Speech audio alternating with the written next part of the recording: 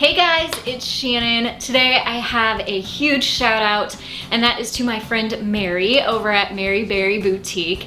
Me and her have become good friends, Instagram friends, and she's been a big inspiration of mine. And I love the Instagram community. I grabbed so much inspiration from over there, and Mary has definitely been an inspiration to me personally. And I think she's somebody that you all should check out yourself. She makes amazing wood pieces and things that I don't necessarily make. So I think you guys should all go check her out. I will link her Instagram as well as her Facebook page down below so you can see all of the amazingly inspirational things that she creates, such as home decor and banners and even wood signs as well.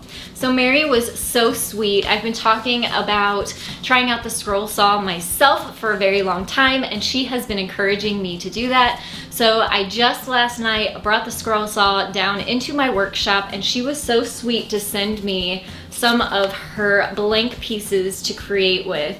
And so that way I could kind of see what kind of material she uses as well as what it looks like after you have cut it out on the scroll saw. So I hope you guys will subscribe, because I will be posting a video coming up on my experience with the scroll saw and some of my creations with it. So I hope you'll stick around for that. But today I'm going to use Mary at MaryBerry's Boutique's pieces here to create a fall banner. So let's get started.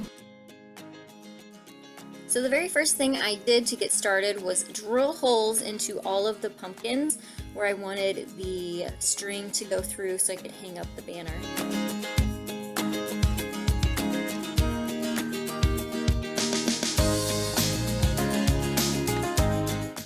The two smaller pumpkins, I gave 2 coats of the copper finish to. I have a lot of copper in my coffee bar where it's going, and I thought the copper would really complement that. Next, it was time to work on the 3 larger pumpkins.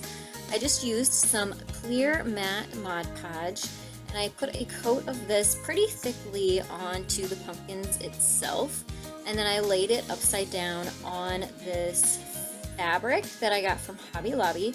It's a buffalo plaid print and in a flannel fabric. It's nice and soft and easy to work with. I made sure to use quite a bit of pressure and push it down into the fabric so that the glue would get into the fabric so it would adhere really well. And then I just repeated this step for the next 2 pumpkins.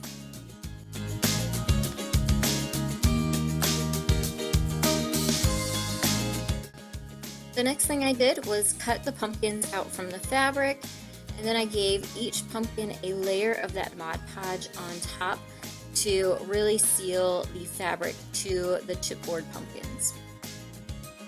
As you can see here, I am dabbing the glue up and down.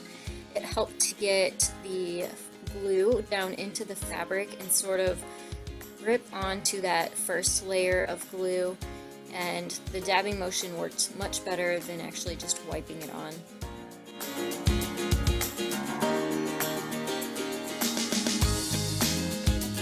For this next step, you'll need a very sharp knife. I'm using a utility knife here because that was the sharpest thing that I had.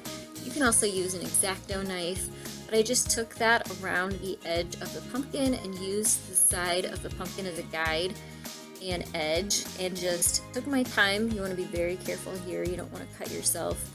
And just take your time, go around all of the edges of the pumpkin, and then your fabric will come right off. I had some stray strings from the fabric, so I used a sharp pair of scissors to just snip off those extra little pieces of fabric. I really wanted to give the pumpkins a little bit more of a defined edge, so I took my Waverly chalk paint in the color Ink, which is just black, and took my foam paintbrush and went around all of the edges of the pumpkins, and that way you kind of give it a more finished look that way.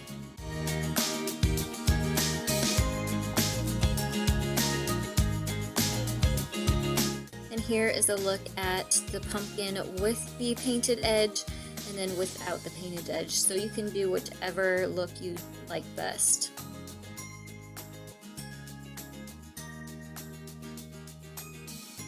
I went ahead and painted all of the edges of not just the plaid pumpkins, but also the copper pumpkins as well. I really liked that finished defined edge, and it also kind of gives it sort of a roughed up rustic look, which is what I was going for.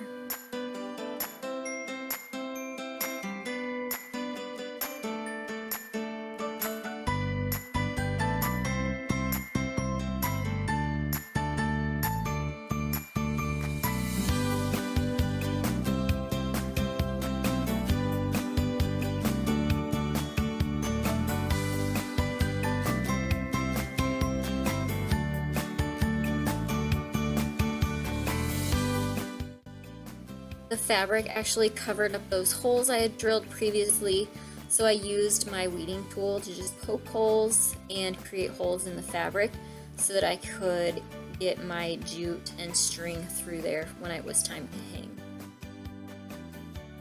I felt like the copper pumpkins needed a little bit more detail, and I wanted to add in more of that buffalo print to them, so I just cut a couple scrap pieces of fabric, tied a knot in them, and then hot glued them to the stem, and it just added that perfect little touch of that buffalo plaid to tie those two pumpkins into the buffalo plaid fabric pumpkins. And here's a look at the completed pumpkins. It was finally time to string them. I actually added a little piece of Scotch tape on the end of some jute to help feed the jute through the pumpkin holes. I started with buffalo plaid print first, and then alternated that with the copper pumpkins. I also made sure to feed the jute through the front and then back up through the back of the pumpkin. That way my string didn't show on the fronts of the pumpkins, they strung through the back, so it was pretty whenever it was hanging up.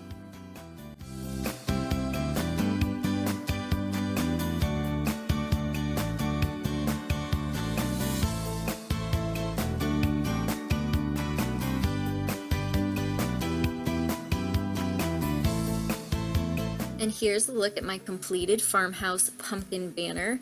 I really love it. I love the flannel. It's so warm and cozy for this fall season. And anywhere I can add some of this buffalo check print, I have been. It's been my favorite little touch for this fall season. I have to thank Mary over at MaryBerry Boutique again for sending me these beautiful chipboard pumpkins. I had so much fun designing them. However, I hope you all will go over to her boutique and check out her creations and take a look around. I'm sure you'll find something beautiful for your home's decor over there. I hope that this tutorial inspired you. Make sure to give it a thumbs up. You can also share this with your friends and family and inspire them too. Here is a look at the fall banner actually on my coffee bar where it has a new home, and it is so fun to just have this little extra touch of plaid and flannel and copper, which just ties the whole coffee bar together. Let me know what you're decorating with this fall season. I have taken to the copper color, but do you prefer silver or gold or copper? Let me know down in the comments below. I hope that you will hit that subscribe button as well. I do DIY tutorials every Monday, Wednesday, and Friday. You can also hit the bell so that you get notified when my videos do go live. And I want to thank you all so much for watching. I'll see you next time. Bye guys.